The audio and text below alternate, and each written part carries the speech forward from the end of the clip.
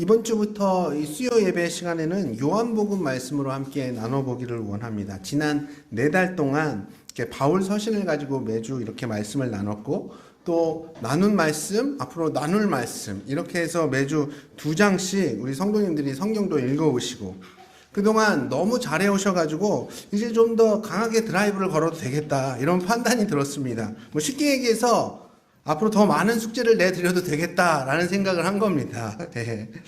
그리고 제가 최근에 가장 많이 들었던 이 지난 설교들에 대한 피드백 중에 하나가 뭐였냐면, 이 설교가 너무 딱딱하고 어렵다라는 말을 참 많이 들었습니다. 제가 사용하는 어떤 단어도 좀 어렵고 말도 좀 어렵고, 보통 이 수요 예배가 마치고 나면 저는 아내와 함께 저희 멍멍이를 데리고 이렇게 산책하는 시간을 갖는데, 그때 제가 했던 설교에 대해서 가끔 나눌 때가 있습니다.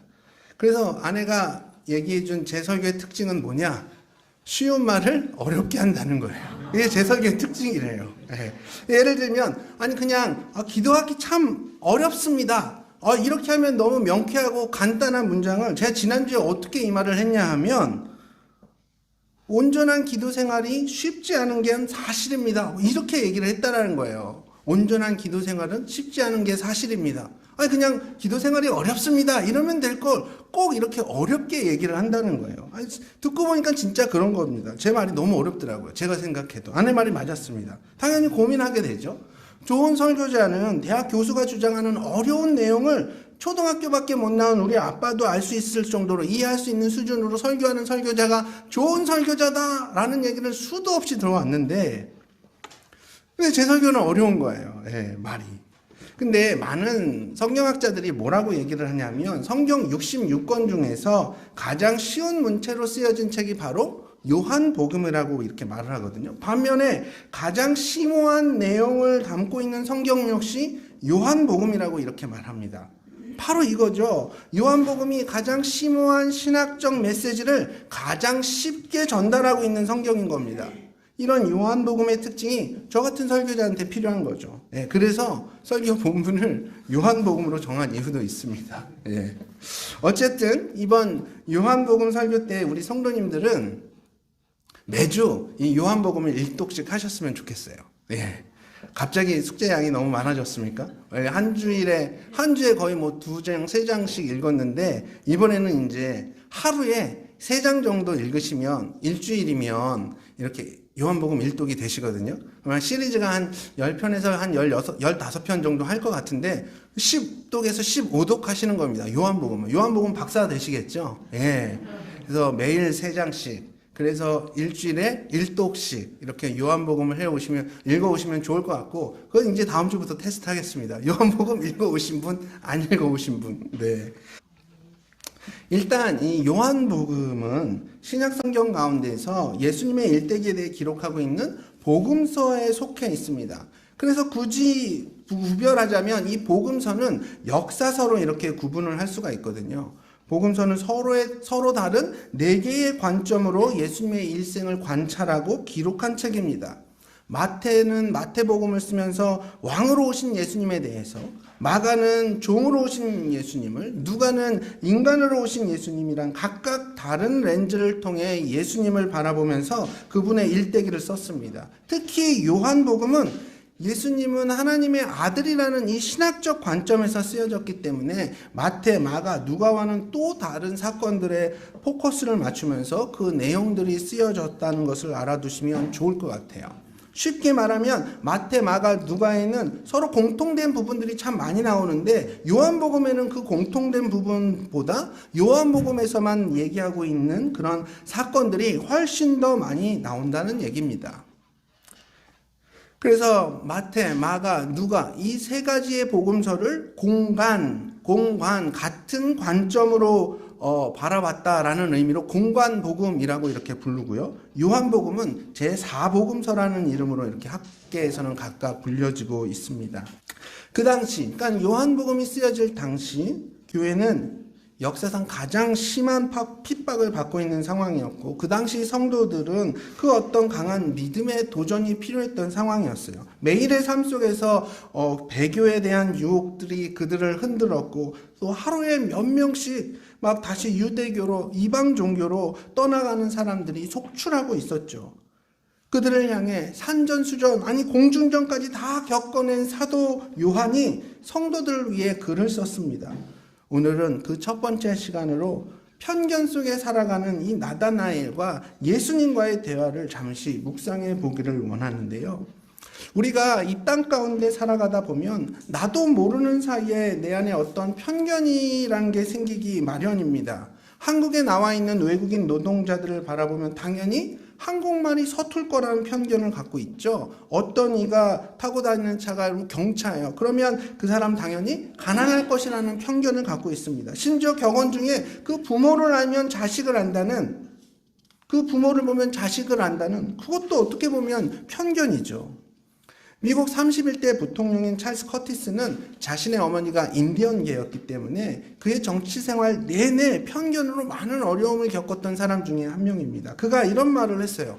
그 어떤 편견도 없이 공평할 수 있는 길은 딱 두 가지뿐입니다. 하나는 아주 무식한 거고 나머지 하나는 아주 무관심한 겁니다. 따라서 편견과 선입견은 우리가 피해야 할 것이 아니라 잘 관리해야 될 것입니다 라는 말을 했어요. 이 말이 뭐냐 하면 선입견, 편견 이거 우리 삶 가운데에서 없을 수 없다는 겁니다. 계속 생기게 되는 거니까 아예 없앨 수는 없고 그저 잘 관리를 해야 된다는 거예요. 사실 편견이나 선입견은 내 지식이나 경험에 의해서 만들어지는 건데요. 살면서 우리의 지식은 계속 늘어날 수밖에 없고 그 가운데 늘 판단하게 되잖아요. 근데 어떻게 편견이나 선입견으로부터 우리가 완전히 자유로울 수가 있겠습니까? 서울대 나왔다고 하면 왠지 더 그 말에 신뢰가 가고, 벤츠 타고 온 사람이 투자 설명회를 하면 그 투자에 내가 더 귀가 솔깃해지는데, 사실 이런 선입관 때문에 그 사람 말을 더 신뢰하고 그 사람의 투자를 더 확실한 것으로 인식한다면 그건 편견이나 선입견을 내가 지금 잘못 관리하고 있는 거죠. 보수주의자는 진보주의자에 대한 편견을 가지고 있고, 성침에서 섬겼던 성도들은 장로교에 대한 편견을 가지고 있습니다. 근데 우리가 가지고 있는 이런 편견을 절대화하거나 이것으로 다른 쪽에 있는 사람의 가치를 이렇게 낮게 판단하는 것은 굉장히 위험한 일이에요. 물론 다른 한편으로 보면 이런 편견과 선입견은 내가 알고 있는 것에 대한 확신이나 소신을 의미하기도 합니다. 하지만 내 선입관이 실제와 다를 수 있는 가능성은 아주 높다는 걸 우리가 알고 있어야 돼요. 그래서 거기에 의존해서 모든 것을 판단하거나 그것을 기준으로 삼고 행동해서는 안 된다는 것을 반드시 기억해야 됩니다. 보십시오. 물론 성서침례교회는 복음이 확실합니다. 복음을 가장 강조합니다. 그렇다고 해서 장로교회 그 복음이 아예 없느냐? 그렇지 않다는 겁니다. 한덕수는 나라 살리는 무조건 좋은 사람이고 이재명은 나라 죽이는 무조건 도둑놈이냐? 그렇지 않다는 거예요. 내가 모르는 한덕수의, 이재명의 삶의 모습들이 더 많이 있다는 걸 우리는 기억해야 합니다. 성경에 나오는 사람 중에서도 이런 편견으로 유명한 사람이 하나 있는데요. 바로 나다나엘이라는 사람입니다. 오늘 본문 내용을 잠시 정리를 해보면 안드레, 베드로와 같은 동네에 살던 빌립은 예수님이 정말 메시아라는 사실을 알고 믿게 됩니다. 빌립은 이 엄청난 사실을 가장 먼저 나다나엘에게 찾아가서 알려요. 모세가 율법에 기록했고 여러 선지자가 기록한 그 일을 우리가 만났으니 요셉의 아들 나사렛 예수니라. 이렇게 설명했더니 나다나엘이 뭐라고 대답하냐면, 아니 나사렛에서 무슨 선한 것이 날 수 있어. 그러니까 이스라엘은 크게 세 부분으로, 세 지역으로 나누거든요. 가장 밑이 유대 지역이에요. 그리고 중간이 사마리아 지역, 그리고 가장 위쪽이 갈릴리 지역입니다. 예루살렘이 속해 있는 이 유대 지역 사람들은, 사마리아 사람들은 아예 인종 사람으로 취급하지도 않았고, 이 갈릴리 지역 사람들은 굉장히 또 무시했습니다. 그 당시 유대인들에게는 이 갈릴리 지역 굉장히 낙후된 지역이었고 못 사는 지역이라는 선입견이 있었던 거예요. 근데 더 웃긴 건 뭐냐 하면 이 갈릴리 지역 내에서도 지역마다 네가 더 잘났네, 내가 더 잘났네 하는 텃세가 있었다는 겁니다. 네, 나다나엘은 베세다 출신이었어요. 갈릴리 호수의 북쪽에 위치해 있었습니다. 그런데 나사렛은 어디에 있었냐? 갈릴리 호수의 북서쪽에 위치한 동네였거든요. 또 이 나사렛 출신들을 향해서는 또 베세다 사람들이 굉장히 무시하는 그런 경향을 보였던 거예요. 지금도 사실 유대인들한테 가서 이렇게 얘기를 하면 노쓰리라는 비하 발언이 있다고 합니다. 노쓰리. 뭐 우리나라로 치면 지역 비하하는 발언들 있잖아요. 뭐 전라도 깽깽이, 뭐 경상도 보리문디, 뭐 이런 것처럼 이스라엘도 노쓰리라는 이런 비하 단어가 있다는 거예요. 그 노쓰리가 바로 나사렛이라는 의미라고 합니다. 사실 나다나엘의 이런 선입관은 그 어떤 선입관보다 비합리적이고 아주 관계를 파괴하는 해로운 행동이에요. 결코 건강한 사고가 아닙니다. 이런 말은 농담으로라도 해도 책망받아야 마땅하고 당사자가 굉장히 기분 나빠한다면 그거 분명히 사과해야 될 말입니다. 근데 이런 나다나엘을 향해서 예수님이 뭐라고 말씀하시느냐? 이는 참 이스라엘 사람이라 그 속에 간사한 것이 없도다. 책망이 아니라 오히려 칭찬을 하세요. 아니 나사렛에 대한 이런 심한 편견을 가진 사람을 주님은 어떻게 간사한 것이 없다고 칭찬하실 수가 있는 겁니까? 편견만큼 간사한 것이 없는데 어떻게 나다나엘을 순수한 사람이라고 하시는 건가요? 만약 저 같았으면 아니 왜 나사렛에 선한 것이 날 수 없냐고. 그리고 똑바로 알라고. 나는 나사렛 출신이 아니라 유대 땅 베들레헴 출신이라고. 제대로 알지도 못하면서 그렇게 사람 판단하면 안 되는 거라고. 이렇게 따끔하게 나다나엘을 야단쳤을 거예요. 어쨌든 이런 예수님의 칭찬 앞에 나다나엘은 또 예수님께 묻습니다. 아니 저를 어떻게 하십니까? 그러자 주님께서 말씀하시죠. 빌립이 널 부르기 전 네가 무화과 나무 아래 있을 때부터 봐왔어. 그러자 나다나엘이 깜짝 놀라면서 엄청난 고백을 하죠. 라비어, 당신은 하나님의 아들이시며 이스라엘 왕이십니다. 지금 예수님과 나다나엘의 대화를 보면 좀 생뚱맞은 감이 없지 않아 있습니다. 그리고 세상 사람들이 다 이렇게 반응한다면 진짜 저는 전도가 너무 쉬울 것 같아요. 이런 상상을 한번 해봤습니다. 제가 학교 앞에 전도를 갔습니다. 그 앞에 지나가는 친구를 향해서 친구, 넌 마음에 간사함이 없는 너무 좋은 친구인 것 같아. 이런 칭찬에 그 친구가 갑자기 기분이 좋아서 저요? 그 친구가 저를 보면서 저를 아시나요? 이렇게 묻겠죠. 그때 제가 네가 학교 운동장 앞에 있는 그 큰 나무 그늘 아래서 묵상하고 있을 때부터 너를 지켜봤어. 목사님이셨군요. 그럼 제가 목사님 교회에 출석하겠습니다. 이러는 거예요. 그러면서 그날 그 주일날 진짜 그 친구가 교회에 온 거예요. 이런 식으로 전도가 된다면 저희 학생부 금방 부흥하겠죠. 하지만 실상은 어떠냐? 제가 주는 전도지, 제가 주는 그런 과자에도 아이들은 아무런 반응을 보이지 않고 휙 지나가는 게 일상입니다. 거기에 제가 좀 더 적극적으로 다가가서 말이라도 건다. 얼굴을 디밀고 네 이름은 뭐니? 라고 묻는다. 그럼 굉장히 저를 이상한 사람으로 보고 또 부담스러워합니다. 아마 예수님은 나다나엘이 가지고 있는 그 하나님 나라에 대한 그 열망, 그 갈망을 보셨을 거예요. 비록 편견과 선입견도 있었지만 그 마음 깊은 곳에 있는 메시아를 기다리고 있는 그 마음의 순수함을 보신 겁니다.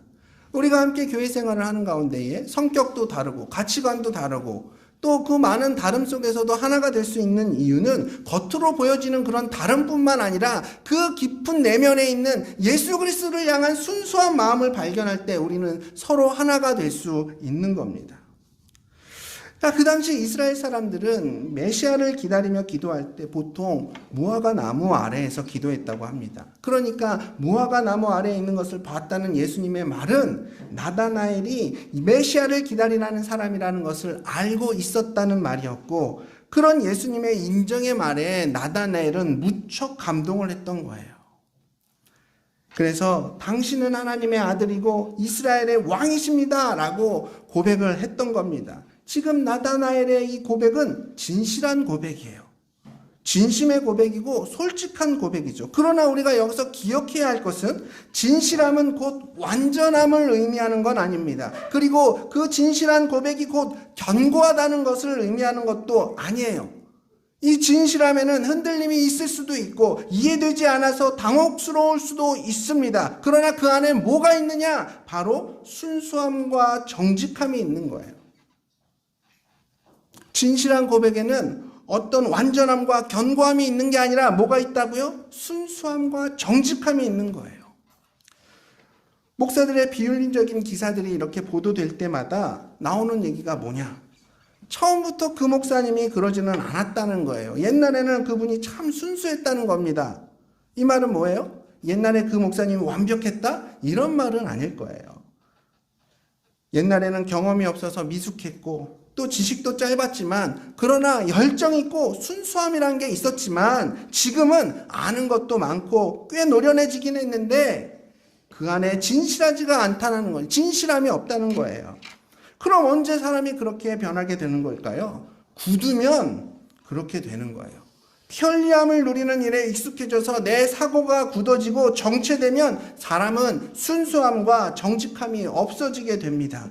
대체로 그 사람 안에 간사함이 없다고 말할 때가 언제냐면 그 마음 상태가 딱딱하게 굳어지지 않았고 저 부드러움이 말랑말랑한 상태, 그때를 말하는 거예요. 비록 두려움이 있고 편견과 선입견도 있지만 그리고 주님에 대한 오해도 또 많이 있지만 처음 주님을 따르기로 결단했을 때 그들이 원했던 것은 사람들에게 인정받는 것도 아니었고 권력을 차지하는 것도 아니었고 세상의 부귀영화는 더더욱 아니었을 겁니다. 그들은 그저 하나님 나라를 원했고 그분 사역 가운데 쓰임받는 것 자체로 기뻤을 겁니다. 그래서 그 마음 안에는 간사함이 없었던 거죠. 지금 여기 계신 우리 성도님들은 그 마음 가운데의 순수함과 진실함이 있으신가요?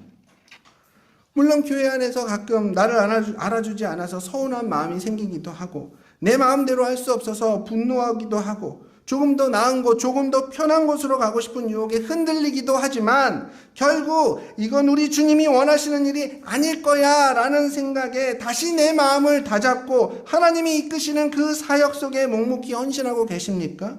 예수 믿는 그 길을 여전히 걸어가고 계신가요? 주님은 나다나엘 안에 있는 이런 순수하고 진실한 마음을 보셨고 그 마음을 칭찬하고 계신 거였어요. 주님은 우리에게 어떤 완벽하고 그 어떤 유혹에도 흔들림 없는 크고 온전한 믿음을 요구하시는 것이 아니라 예수 믿은 지 10년, 20년 아니 50년이 되었어도 그 마음에 처음 가졌던 그 순수하고 진실한 마음이 있냐고 지금 우리에게 묻고 계시는 겁니다. 그러고 나서 예수님은 나다나엘에게 또 이해하기 힘든 말씀을 한 가지 하세요. 우리 50절, 51절 말씀을 한 목소리로 읽겠습니다. 50절, 51절 시작. 또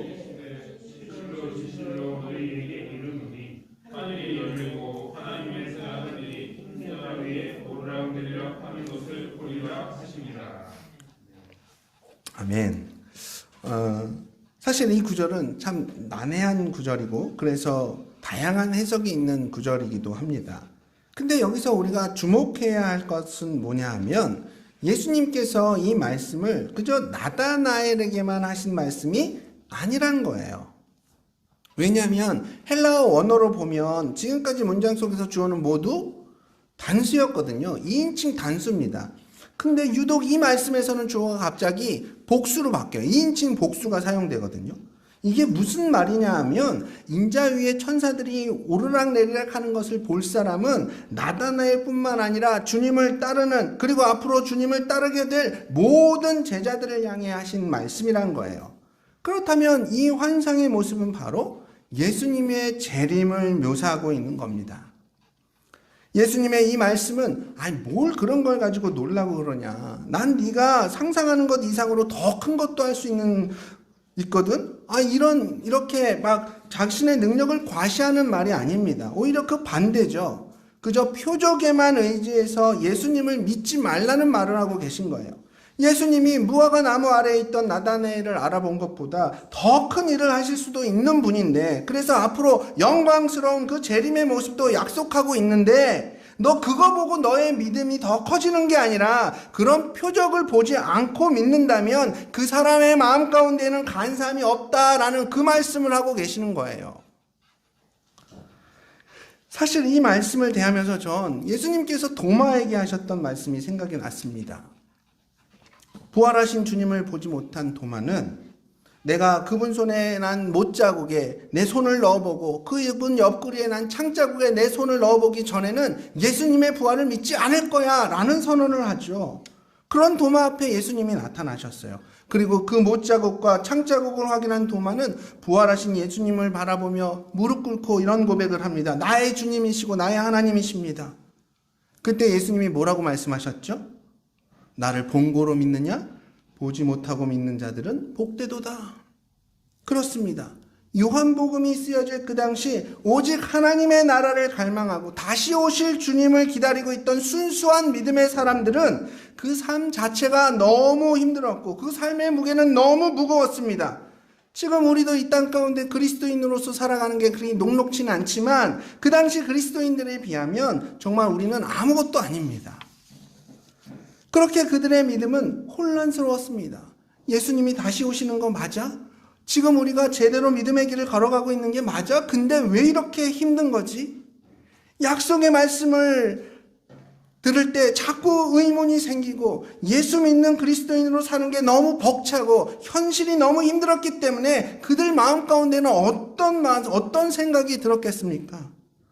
우리 주님을 딱 한 번만이라도 만져보고 싶고 그분이 그냥 내 어깨 한번 토닥거리기만 해주셔도 계속 내가 이 믿음의 길을 걸어갈 수 있겠다는 그런 마음이 들었을 거예요. 그렇게 그들 마음에는 기적을 원했고 표적을 원했을 겁니다. 뭔가 손에 잡히고 그리고 내 눈에 확실하게 보이면 계속 이 길을 걸어갈 수 있을 것 같았습니다. 주님 손에 난 못자국에 내가 한번 손 넣어보고 예수님 옆구리에 난 그 창자국에 내 손을 한번 넣어보면 감히 나 역시 순교까지도 각오할 수 있을 것 같았습니다. 지금의 현실이 너무 답답했고 너무 암담했기 때문에 교회가 너무 어려웠기 때문에 그랬겠죠. 그러나 우리 믿음의 선배 요한은 그런 그들에게 무슨 말을 해주고 있습니까? 우리가 이 믿음의 길을 걸어갈 수 있는 건 어떤 표적을 봐서가 아니야. 믿음의 고백을 붙잡고 가는 거야. 사도 요한은 예수님의 공생의 사역과 그 가운데 수많은 표적들 그리고 십자가의 죽음과 부활, 승천까지 그 모든 모습들을 함께했고 수많은 핍박 속에서 동료들을 먼저 떠나보냈고 하지만 견뎌냈고 12사도 가운데 마지막까지 그 믿음의 길을 여전히 걸어가고 있죠. 그리고 자신과 같은 길을 걷고 있는 믿음의 후배들을 격려하고 있는 겁니다. 너희들 너무 지금 혼란스럽고 힘든다는 거 내가 다 알아. 근데 지금 우리에게 필요한 건 그 어떤 표적이나 기적이 아니냐. 보지 않고도 믿는 것이 어쩌면 진짜 믿음인 거지. 우리 힘을 내자. 주님 약속대로 반드시 오신다. 바로 우리 이 고백 붙잡고 계속 이 길 가는 거야. 주님은 흔들리는 우리의 마음도 아셨습니다. 그래서 무화과 나무 아래에 있는 것을 보았다는 그 말에 감동해서 당신은 하나님의 아들입니다 라고 고백하고 있는 나다나엘에게 네가 앞으로 더 큰 것을 볼 것이니 흔들리지 말고 낙심하지 말고 그 고백 붙들고 가라고 말씀하고 계신 거예요. 나다나엘처럼 저와 우리 성도님들도 틀림없이 보게 될 것입니다. 전사들이 인자 위로 오르락 내리락 하는 것을 보게 될 것이고 예수님의 못자국과 그 창자국 우리도 보게 될 것입니다. 기억하십시오. 그 제자들이 우리 믿음의 선배들이 끝까지 그 믿음의 길을 가서 마침내 순교까지 할 수 있었던 것은 그들이 본 표적 때문이 아니라 인격적인 예수님과의 만남을 통한 그들의 고백 때문이었습니다. 간사함이 없는 순수하고 진실한 그들의 고백이 고난을 통과해 영광에 이르기까지 끝까지 그 길을 갈 수 있도록 한 겁니다. 저도 그렇고 여기 계신 우리 성도님들도 마찬가지예요. 우리 주님 분명히 말씀 속에 살아계시지만 실제로 한번 보고 싶고 만지고 싶고 우리 주님이 지금 내 꿈에라도 나타나셔서 내 손 한 번이라도 잡아주신다면 주님께서 나를 꼭 한번 안아주신다면 직접 내 옆에 오셔서 앞으로 나갈 방향과 그 삶의 모습을 보여주신다면 그 길이 아무리 고생길이고 가난과 기근과 질병 가운데 살아간다 해도 낙심하지 않고 그 길로 계속 걸어갈 수 있을 것 같습니다. 지금 너무 힘든데 너무 불안하고 확신이 서질 않는데 손에 뭐라도 잡히면 눈에 뭔가라도 보이면 견딜 수 있을 것 같은데 근데 오늘 주님은 분명히 우리에게 말씀하십니다. 틀림없이 너 보게 될 거야. 분명히 경험하게 될 거야. 지금의 이 고통과 고난이 왜 내 인생에 필요했었는지, 그 과정 속에서 하나님은 내 옆에서 무엇을 하고 계셨는지 앞으로 우린 다 알게 될 것입니다. 그치만 그때까지, 그 모든 것을 알게 될 그날까지 흔들림과 두려움 중에도 간사함 없이 진심으로 그분의 길을 따라가야 합니다. 사실 우리가 지금도 이렇게 힘들어하는 이유는, 우리가 지금도 이렇게 아파하는 이유는 우리가 진짜 원하는 것이 바로 하나님의 나라이기 때문에 그렇습니다. 세상 것들을 원했더라면, 이 땅에서의 영광을 원했더라면 차라리 이렇게 힘들지 않았을지도 모르겠습니다.